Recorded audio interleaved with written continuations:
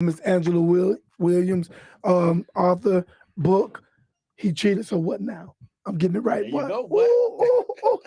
You I'm better a prep. go, I'm a boy. prep on y'all in a minute. So look, and Jay Ski in the building too, man. Y'all see us in the building. So before we left off, there, you know, you mentioned a little bit about recovery. Yes. Yeah. Can you go to that chapter in the book and kind of point out some important things, or Yeah, we're gonna what? talk. I'll talk about it. Yeah, let's talk about it. Definitely, that's the highlight of this book to me. Yeah. That's the part I'm most proud about, as I said earlier. I mean, the reason Um, I bring it up, and just cut you off 1 second. The reason why, because we talk about the problems, we talk about how they transpired and all those things, mhm, but healing is the most important thing. You absolutely know, healing. You know, getting back to a norm. right. You know, and learning to live life again. So what I want to do is, there's a couple of things that I want to read, but I'm gonna go to this page. It is under the chapter called "I Just Don't Give a Damn." I just don't give up. I just don't give Miss a Angela, let me ask you a damn. question before you get to that page. Have you ever heard of the song "My Give a Damn" gave out? Oh No, man, Jay, you I told gotta me. find that. Jay told me about Okay, all that. right, yeah, well, you have to Uh, look that one I'm up. gonna have to uh, check that out, Jay.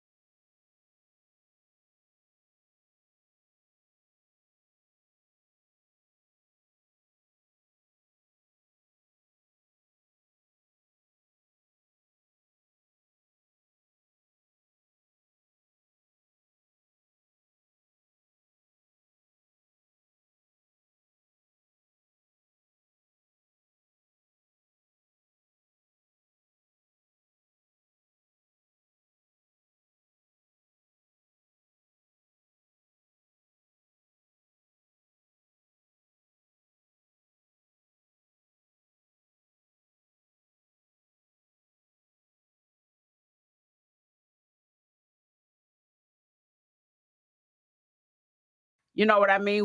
We get businesses because we're thinking about generational wealth. We, as a woman that we make, we cook because I stopped eating onions because my husband don't eat onions. Now, why I love onions? I don't know why I stopped eating them, because I stopped cooking with him because he didn't like them. Right. You know, so we make decisions based on other things, and taking other things to consideration. And that was the first thing that I discovered, that I didn't have to think about nobody else but me. So what did I want to do? I had two choices to make. When I reached that crossroad, I had two choices to make. I can either stay down and snivel, be bitter, always mad, turn to the stink face chick. Y'all know that girl. You know, she walk in the room, she already look like, just like everything in there smells bad. And nobody's even uttered a word to her. Or I can get up and put my dukes up and fight for myself. And I decided that I want to let the brawl begin. I'm gonna get up and let the brawl begin. I was tired of crying. I was tired of hurting, tired of being suspicious, tired of being angry, tired of up and down, up and down. My husband tell a story about how one time he thought we were good. We went on this vacation. We went on a trip on a cruise for our for our anniversary, and everything was good. And I got back and put the knife to the throat and put him out. That was the time I put the knife to the throat and put him out. After a vacation. After, but he said, I thought we was all right. You know, Thought like, you no, moved I on. changed my mind. I saw a Coke bottle and it reminded me Mhm. of, so we got triggers and stuff. So the first thing I had to do is decide. But I want to read this book, this passage for you, page 33. And another thing that I advocate is that you keep. First of all, you may make a decision. Right. One of the other things that I suggest and that I did, you keep your circle small. Mm. You got to keep your circle small, because too many people got too many different opinions and Right. experiences, and what they wouldn't do, and all this kind of stuff. And we have to muddle through that along with all the other stuff we already got boiling over Yes, on the ma'am. inside. So it's not smart to tell everybody and share with everybody and get everybody's opinion and what have you. That's just for self-preservation, period. Not that you got to be embarrassed and you want to protect him and any of that, which I felt a little bit of that I wanted to protect him because I know what I was going to do. And what I understand is that I will forgive him a lot quicker than my people will. You know, so that was one of the things. So I kept my circle small. So this was a passage that I wrote about keeping my circle small. I was the benefactor of plenty of free meals. One evening, my sister-in-law invited me to dinner so that we could talk. This was one of the most transparent conversations I had about the situation. It turned out to be a pivotal point on my road to recovery. During this conversation, it became apparent to me that there would be no coddling. There will be no sidestepping. Transparency and honesty were the themes of the day. Yes, I was hurt. Yes, I was angry. And although I had every right to be, I also had a choice as to whether I would remain that way. This conversation was not about us. It was not about us as a couple. It would not be, we would not be discussing him, her, or the child that they had created together. This conversation was not even about my children or whether I would stay with my husband or tell him to kick rocks. This talk would be all about me. It was all about me being accountable to myself. How did I want to show up in the room? What type of aura did I want to envelop the space that I occupied? She reminded me of the fact that nobody is responsible for my happiness and peace of mind except for me. It was time to decide, what did I want? Who did I want to be? And how did I want to live out the rest of my life? So we were at Applebee's or somewhere. That conversation, she challenged me. You got to make it. I know you're hurt. Now, if you're going to leave, leave. Yeah. If you're going to stay. You got to come out of this. You got to get over this because you can't stay here. Right. And I'm not going to make any excuses for you. You got to make a decision tonight what you're going to do.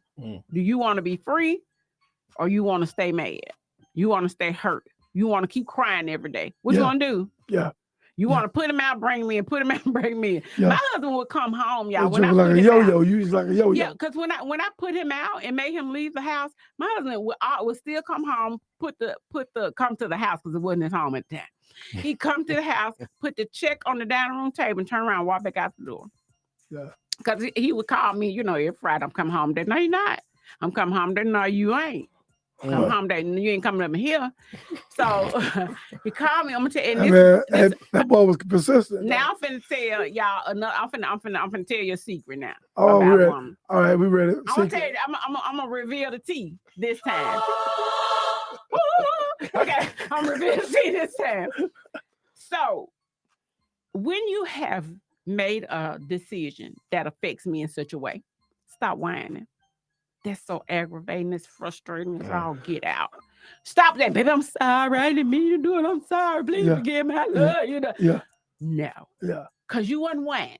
Yeah. When you was pumping up in that girl. He was whining. It was just a different type of wine. Now see you finna make me mad. Let me drink some water right now. Hold on, man. I'm sorry. So one day my man called me and he said, I'm coming home today. I said, no, he says, I am. I'm not spending another day on nobody else's sofa. That's what he said. Yeah. Oh, I like my guy. He came in the door. He was my husband was a truck driver for years. Yeah. So he came in the door. He dropped his bag. Dropping all that cheese off. He dropped his bag at the front door. He put the check on the table and went to the bedroom. Yeah. I went in there clowning. What you think you're going? You can't stay up here. He said, wait a minute. He said, let me tell you something. He said, I can't make you. He said, I want you to stay, Andy. He said, I swear to God, I want you to stay. But I can't make you stay. But if you stay, this is what I'm going to do to fix this. I'm going to do 1, 2, 3, ABC. Yeah. If you stay, that's what I'm going to do. My man had a plan. That's what I'm talking about. That's the secret.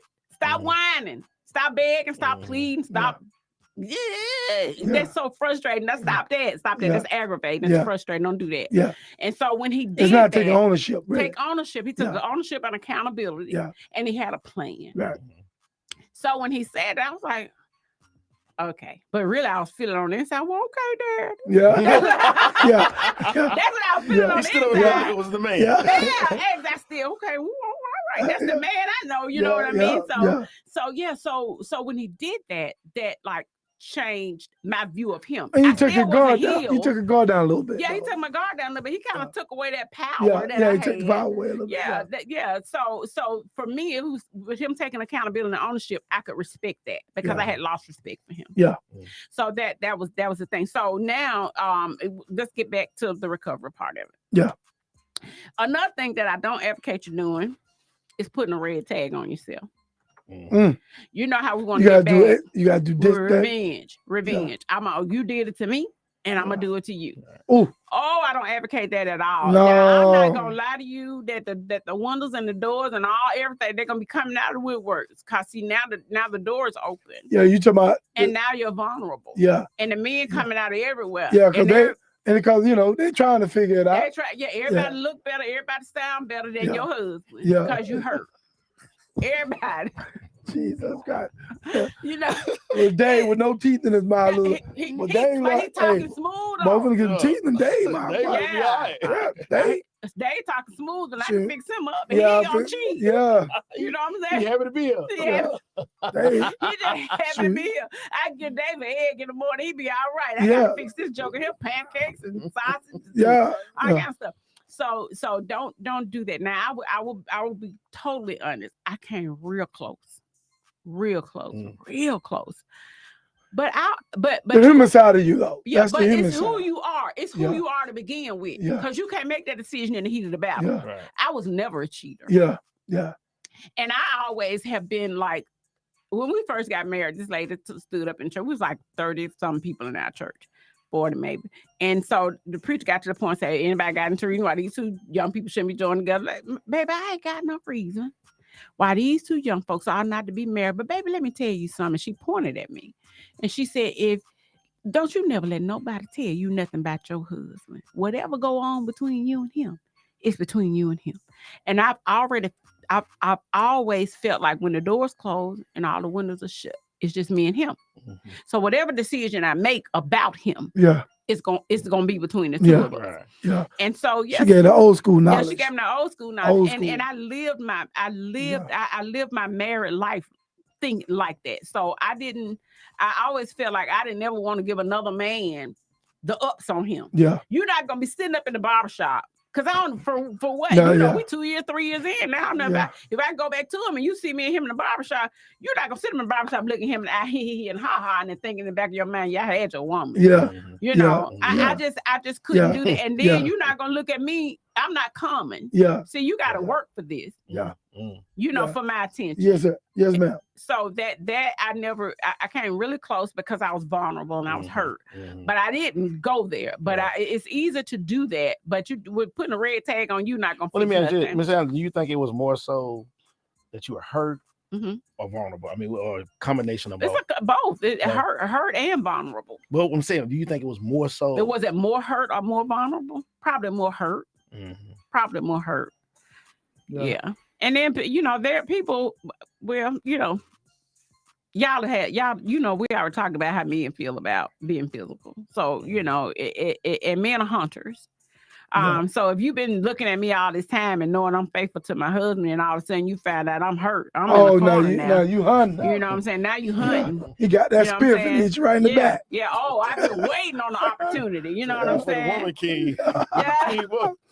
Yeah. Well, so you have to be careful because some things are irreversible. Yeah. You can't take that back. No. And if that's not the woman that you are to begin with, then you do something like that. Then you got to get over all that. Yeah. Then you got to think about, am I going to, if we're going to really, now that's just too much, stuff man. we do. If we're going to really move forward and we're going to be honest and put everything on the table, then I'm going to have to, don't you tell that man that.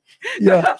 Because he can't take it. No. That's for the woman. You telling that to the women. The woman. Don't you tell that man that. Don't tell that man you. So don't do it so you don't have to tell him because what a man can't stand is another man playing with his money. No. But he don't want nobody playing with his monkey now. Nah, I definitely understand, but we like to do it. but Jake, I gotta agree with him, Jake. Boy, we might be out there doing everything. Status there. Yeah, it's real. No, it ain't none. You right. Yeah. Y'all so silly. But hey, we gonna do it. We done it. But don't do it. Don't do it to. I don't know why we like that, but we are. Y'all can't handle We it. cannot handle it. You know what? And I think it's a black man thing. No, I think it's a man thing. No. It was a person just that came in on one of the breaks. Yeah. Those type of folks, Mm-hmm. they will marry their sister-in-law. They ex. So will. They don't like. So will. It was a young lady from college, and one of my partners, they dated for a while. Mm-hmm. Well, she at that point when they broke up, she was taboo. She was off limits to all of the rest of the crew. Yeah, It was like that's how not we to do. get serious with. Yeah, yeah. Because we can't have a Super Bowl party and you come over. Yeah. Like, what the hell y'all looking at each other for? Oh, Google Eyes. But y'all remember this?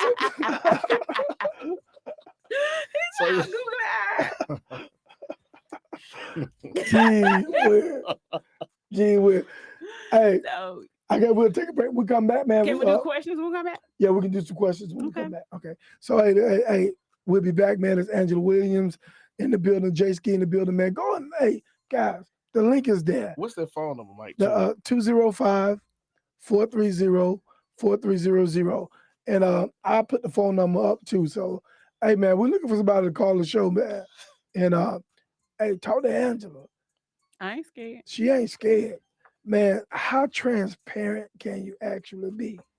Very transparent. Angela, man, we appreciate all that you're doing right now. Hey, we'll be right back. Real talk. Thank y'all so much.